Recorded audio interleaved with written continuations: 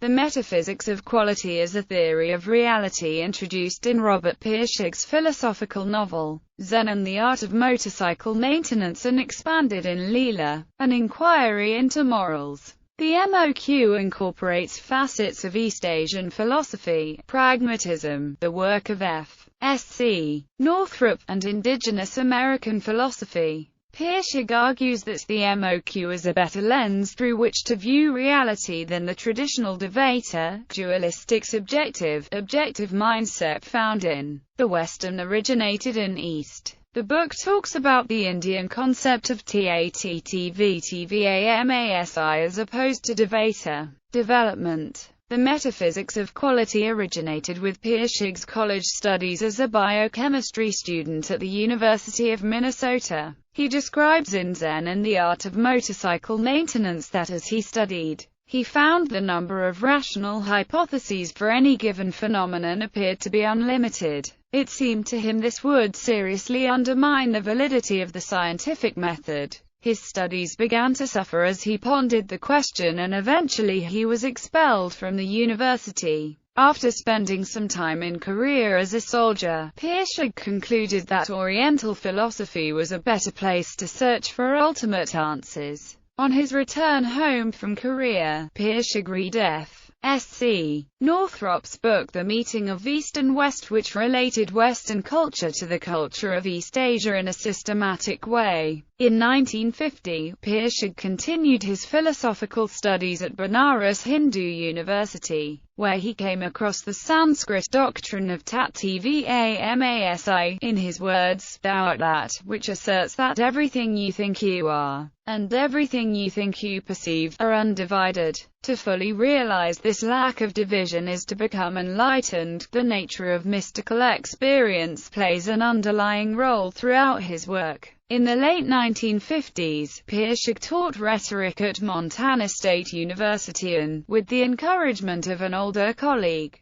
decided to explore what exactly was meant by the term quality. He assigned his students the task of defining the word. This, coupled with a Native American church peyote ceremony he attended with an anthropologist friend, James Verne Dusenberry, led Pirsig into what he called a mushroom cloud of thought. Pirsig began developing his ideas about quality in his first book, Zen and the Art of Motorcycle Maintenance, and expanded and codified his ideas into the MOQ in Lila, Quality. Dynamic quality cannot be defined. It can only be understood intellectually through the use of analogy. Dan Glover, Lila's Child. An Inquiry into Quality, or value, as described by Pirsig, cannot be defined because it empirically precedes any intellectual construction of it, namely due to the fact that quality exists always as a perceptual experience before it is ever thought of descriptively or academically. Quality is the knife edge of experience, found only in the present, known or at least potentially accessible to all of us, equating it with the Tao. Pirsig postulates that quality is the fundamental force in the universe, stimulating everything from atoms to animals to evolve and incorporate ever greater levels of quality.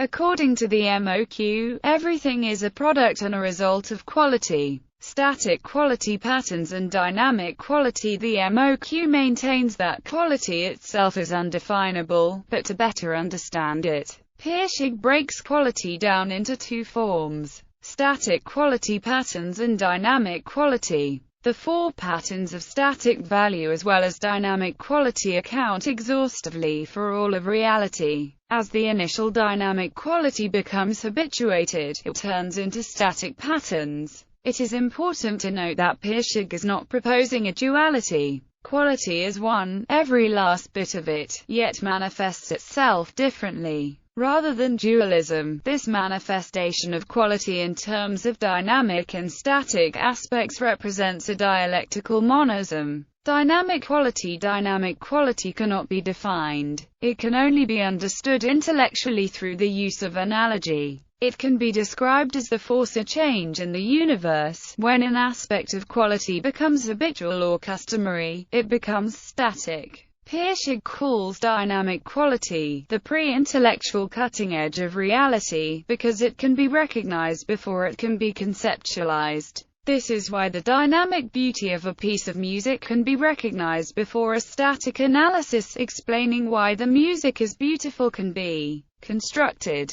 Static quality patterns. Pirsig defines static quality as everything which can be defined. Everything found in a dictionary, for instance, is static quality. These static forms, if they have enough high or low quality, are given names and are interchanged with other people, building the base of knowledge for a culture. So some cultures divide between things other cultures perceive as equal, and some cultures haven't any words for a specific meaning at all. Pirsig divides static quality into inorganic, biological, social, and intellectual patterns, in ascending order of morality. Inorganic patterns, non-living things; biological patterns, living things; social patterns, behaviors, habits, rituals, institutions; intellectual patterns, ideas. Pirsig describes evolution as the moral progression of these patterns of value. For example, a biological pattern overcoming an inorganic pattern is a moral thing because a biological pattern is a higher form of evolution. Likewise,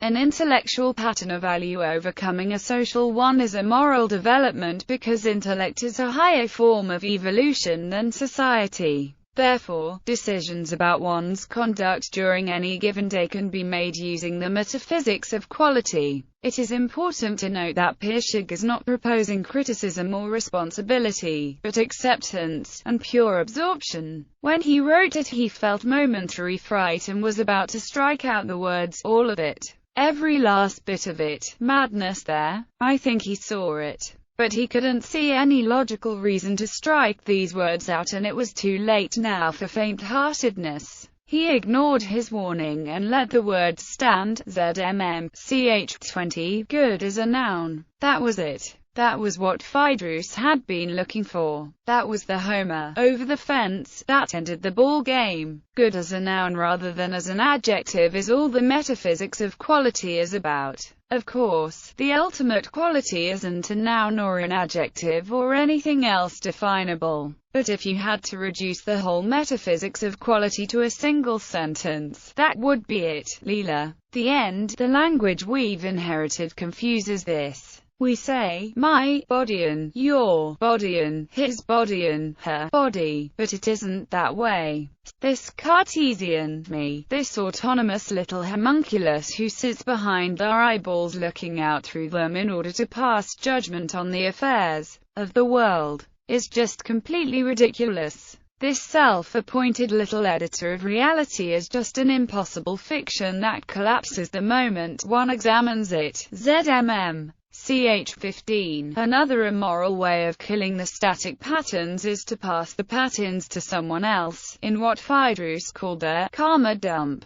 If you take all this karma garbage and make yourself feel better by passing it on to others, that's normal. That's the way the world works. But if you manage to absorb it and not pass editors emboldening it on, that's the highest moral conduct of all. Lila, ch 32 books. Zen and the Art of Motorcycle Maintenance. An Inquiry into Values, ISBN 0-06-095832-4. Lila. An Inquiry into Morals, ISBN 0-553-29961-1. Guidebook to Zen and the Art of Motorcycle Maintenance by R. DeSanto and T. J. Steele, ISBN 0-688-06069-2. Lila's Child. An Inquiry into Quality, OCLC 59259846. Granger, David Day, John Dewey, Robert Pirsig, and the Art of Living. Revisioning Aesthetic Education. New York.